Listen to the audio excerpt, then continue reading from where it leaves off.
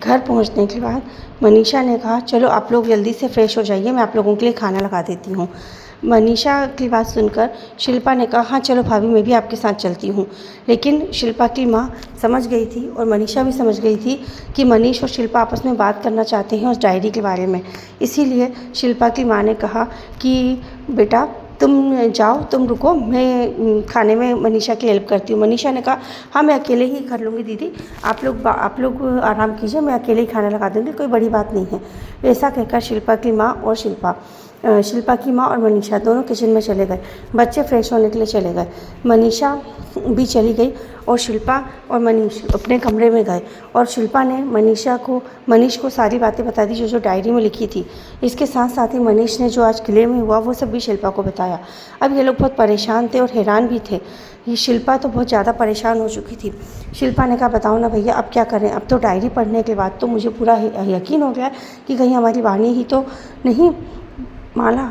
तो मनीष ने कहा, देखो आज जो कुछ वहाँ हुआ किले में वो देखकर तो मुझे भी ऐसा ही कुछ लग रहा है, पर मुझे अभी भी पता नहीं क्यों इस बात पर यकीन करने को दिल ही नहीं चाहता है।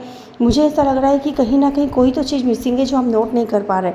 हो सकता है कि रागिनी ही नहीं उसे सबके बारे में बताया हो, रागिनी के साथ उसने ये देखा हो, ये जो कुछ भी हो, पर अभी भी मैं यकीन नहीं कर पा रहा इस चीज़ पर। लेकिन तुम्हारी बात सुनने के बाद भी मुझे ऐसा लग रहा है कि पता नहीं क्या है।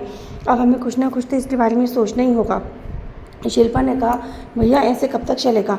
आप ही बताओ, कल रात को बच्चे नहीं थे, कल रात को वो चले गए तो हमें कितना टेंशन हो गया। कल तो आप रात भर जागते रहे, पर ऐसा कैसे चलेगा? हमें कुछ ना कुछ तो करना ही पड़ेगा ना। अगर आज रात को भी वाणी इस तरह से नींद में उठ के चली या कहीं गई तो हम कैसे ध्यान रखेंगे? मुझे तो ऐसा लगता है कि बहुत हो गया, बस आज चिराग आया है, मैं आज का दिन यहाँ रुकूँ और कल हम लोग वापस चले जाएँ। शिल्पा की बात सुनकर मनीष ने कहा, तुम पागल हो गई हो क्या? अब तुम यहाँ आई हो तो हम इस गुत्थी को सुलझा कर ही रहेंगे, तुम बिल्कुल भी टेंशन मत लो। और मैं हूँ ना, मैं यहाँ बैठा हूँ, कुछ नहीं होगा, तुम चिंता मत करो।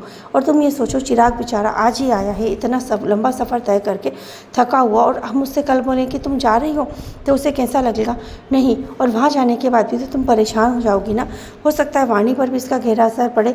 तुम बस अपने डॉक्टर से कंटिन्यू कनेक्ट करने की कोशिश करो और उसके बाद मैं भी कुछ सोचता हूँ। और तुम उसकी चिंता बिल्कुल मत करो कि वाणी नींद में चलेगी, क्या होगा, ये सब तुम मेरे ऊपर छोड़ दो, कुछ भी नहीं होगा। तुम बस चलो, अब हम खाना खाते हैं। और तुम, हाँ एक बात और, तुम बच्चों के सामने इस तरह का मायूस चेहरा लेकर मत जाना और ना ही इस तरीके की परेशानी उनके सामने व्यक्त करना, क्योंकि वाणी बहुत खुश है, कहीं ऐसा ना हो उस पर कोई गलत असर पड़े। शिल्पा ने कहा, हाँ भैया आप ठीक कह रहे हो, मैं बहुत खुश रहने की कोशिश कर रही हूँ, पर ये चिंता ऐसी है जो मेरे मन से जा ही नहीं रही। राजेश से भी आज मैंने बात की और उन्होंने भी मुझसे यही कहा है कि वो कुछ होने नहीं देंगे, सब कुछ ठीक होगा, पर मैं मन ही मन बहुत परेशान हो रही हूँ। तभी अचानक मनीषा ने आवाज़ लगाई, खाना रेडी है। यह सुनकर बच्चे भी बाहर आ गए। सभी लोगों ने साथ में बैठकर खाना खाया। चिराग ने बोला, अच्छा मामा जी, आज किला देखकर तो बहुत मज़ा आया, पर अब आप बताइए आगे का क्या प्लान है? क्योंकि मुझे भी वहाँ पर कुछ ना कुछ काम है, तो मैं भी यहाँ ज़्यादा दिन रुक नहीं पाऊँगा, और इसीलिए मैं चाहता हूँ कि मैं यहाँ जितने दिन हूँ, 1-2 दिन, तब तक हम पूरा घूम लें। 1-2 दिन, ये शब्द सुनकर वाणी बोल पड़ी, क्या यार चिराग, तू भी अभी आया और अभी जाने की बात कर रहा है? मेरा तो यहाँ से जाने का मन ही नहीं हो रहा।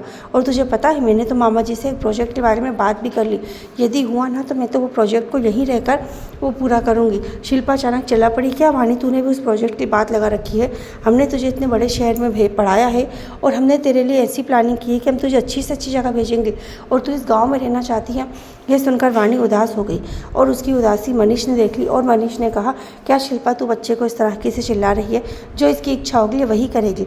और उससे कहा, वाणी बेटा तू किसी बात की चिंता मत कर, तेरा मामा है ना, वो तू जो बोलेगी तुझे वही कराएगा। यह सुनकर वाणी खुश हो गई। अब आगे की कहानी जानने के लिए सुनते रहिए हमारे कहानी का आगे का भाग, नीम का पेड़। Thank you.